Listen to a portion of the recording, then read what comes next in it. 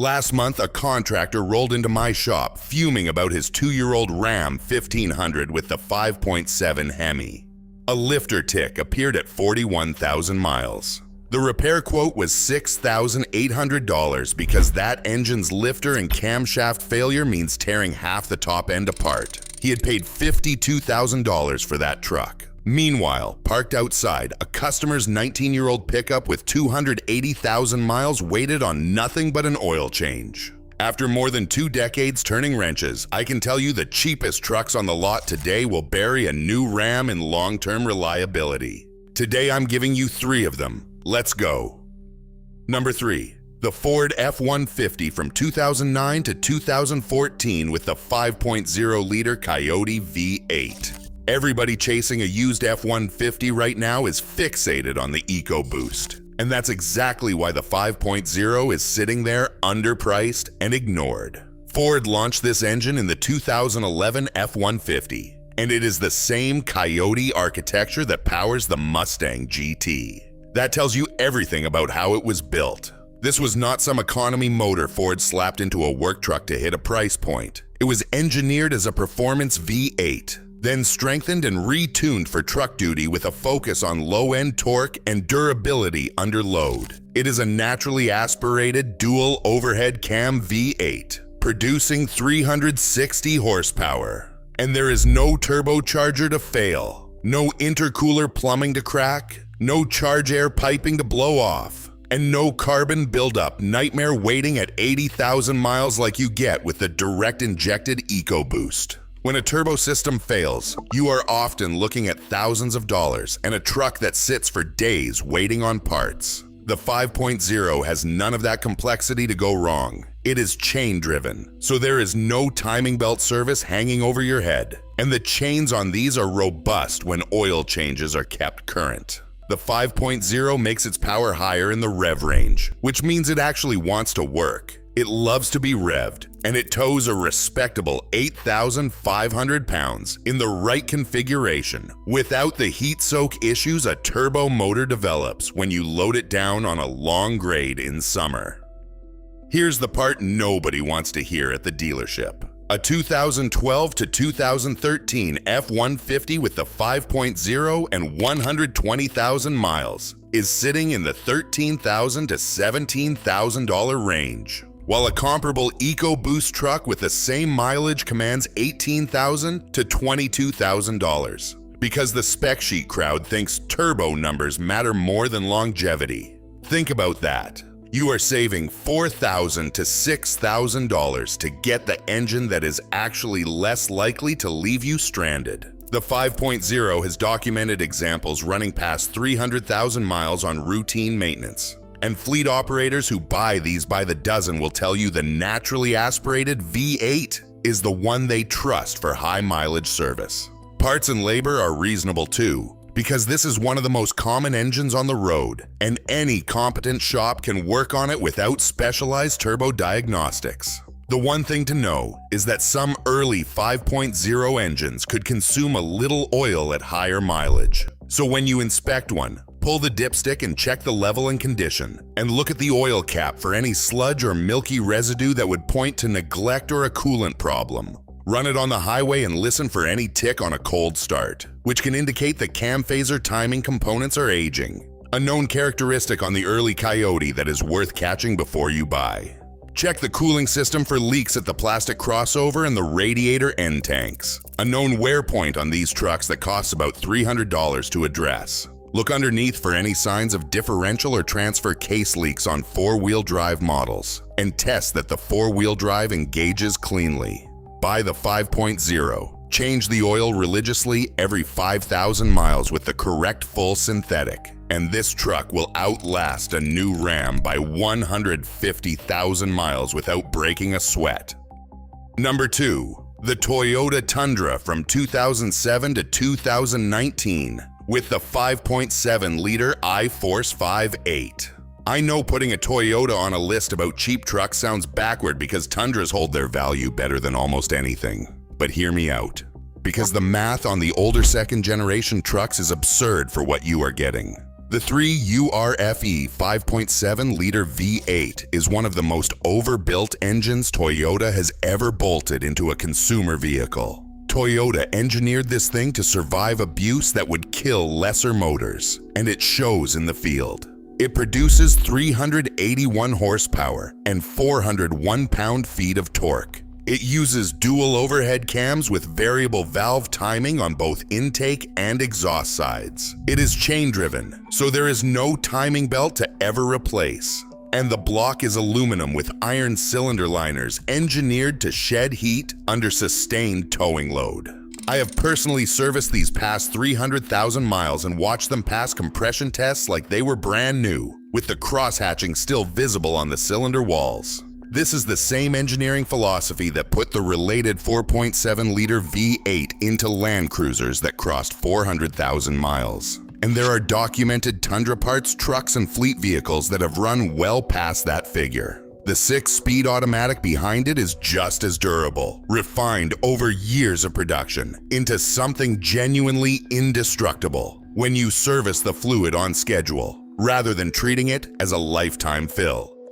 A 2010 to 2013 Tundra SR5 with the 5.7 and 130,000 to 160,000 miles can be found for $16,000 to $21,000. And yes, that is real money. More than the Silverado or the F-150 on this list. But you are buying a truck that will run 350,000 miles versus a new Ram that is already in the shop at 40,000. When you spread that purchase price across the life of the vehicle, the cost per mile is lower than almost anything else on the road. The only common issue worth knowing is the secondary air injection pump, which can fail in cold climates and trip a check engine light. It costs $400 to $800 to fix and does not affect drivability or engine longevity because it is an emissions component, not a structural one. So do not let a salesman or a nervous owner scare you off a great truck over it.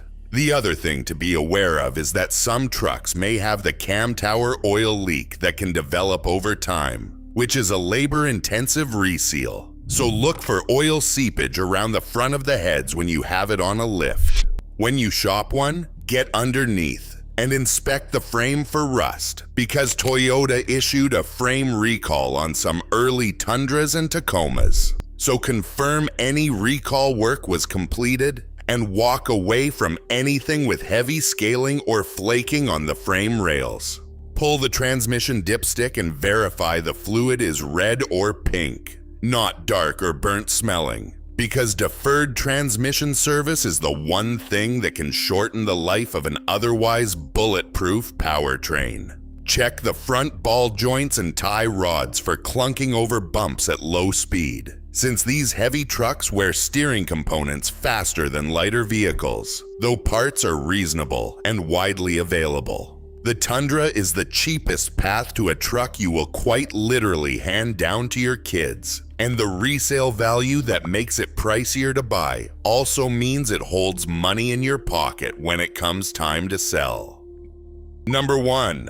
The Chevrolet Silverado 1500 from 2007 to 2013 with the 5.3-liter Vortec V8. This is the one that makes a new Ram purchase look foolish, and the depreciation on these is criminal for how long they actually run. A regular customer of mine, a landscaper who puts serious miles on his trucks, bought a 2010 Silverado LT with 90,000 miles for around $11,000 a few years back.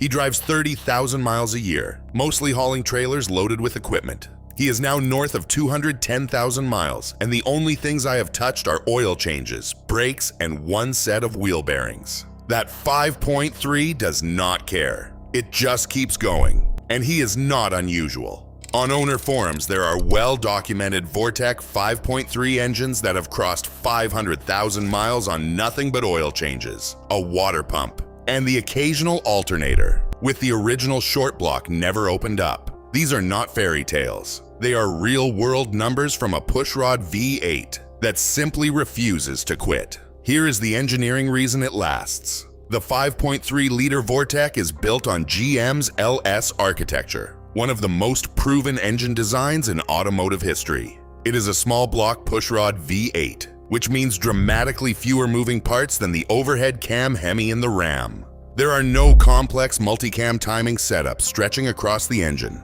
no banks of variable valve timing solenoids to clog and fail. Just a single short-run timing chain from the crank to a single camshaft that almost never fails under normal maintenance. And a simple, durable layout that GM refined across decades and millions of units in trucks, vans, and SUVs.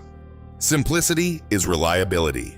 Fewer parts means fewer things to break. Compare that to the Ram's Hemi, which has a well-documented history of lifter and camshaft failures, the dreaded Hemi tick, that turns into five-figure repairs once the debris circulates through the engine. The Silverado's 5.3 has no such reputation. It is the engine that built GM's truck dominance, and it earned that the hard way by outlasting everything thrown at it.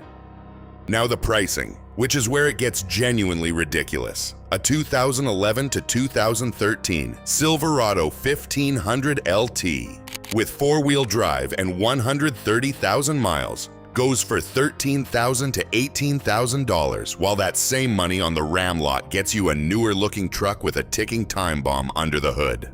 Parts are everywhere and dirt. Cheap because GM made millions of these engines and the aftermarket is enormous. A water pump runs about $350 installed, an alternator about $250, and a full set of brake pads around $280. These are some of the lowest parts costs of any full-size truck on the road. You will never have trouble finding a shop that knows this engine inside and out. The one weak spot to watch is active fuel management, the cylinder deactivation system, on the 2007 to 2009 trucks. It can cause excessive oil consumption and, in some cases, lifter problems. GM revised it in later years, and you can have it disabled with a tune for about $300, which is exactly what I do for customers who want maximum peace of mind. A 2010 or later truck largely sidesteps the problem from the factory. When you inspect one, check the oil cap and the dipstick for sludge, and walk away if the previous owner ran cheap oil on stretched intervals. Because consistent oil changes are what get these engines to the 500,000 mile mark. Feel for a transmission shudder between 40 and 60 miles per hour, which a fluid and filter service usually cures for around $250 if caught early. And in salt belt states like ours up north, get under the truck and check the rocker panels, brake lines, and frame for rust, because on these the body and the brake lines will give out long before the engine does. A clean southern truck with a documented service history is worth driving a few hundred miles to buy. So there they are. 3 trucks the market is sleeping on while buyers sign 84-month loans on Rams that grenade their lifters at 40,000 miles. The Ford F-150 with the Mustang-derived 5.0 Coyote that the turbo crowd ignores while it quietly runs past 300,000 miles. The Toyota Tundra with the overbuilt 5.7 I-Force that shrugs off 350,000 miles and gets handed down a generation. And the Chevy Silverado with the 5.3 Vortec that has documented cases pushing past 500,000 miles. For the price of a basic new sedan. 3 trucks, 3 different brands, one thing in common: simple, proven, naturally aspirated engines built before manufacturers started chasing fuel economy numbers with turbos and tiny displacement. The next time a salesman tries to walk you into a fresh Ram 1500 with a Hemi and a repair bill waiting to happen, you will know better, and you will know exactly what to look at on the other side of the lot. If this kind of straight talk helps you shop smarter, hit subscribe, because I've got more videos coming on the trucks dealerships push versus the ones that actually last, including the exact model years to avoid across every major brand, like if it helped. Drive safe, take care of your truck, and it'll take care of you. I'll see you in the next one.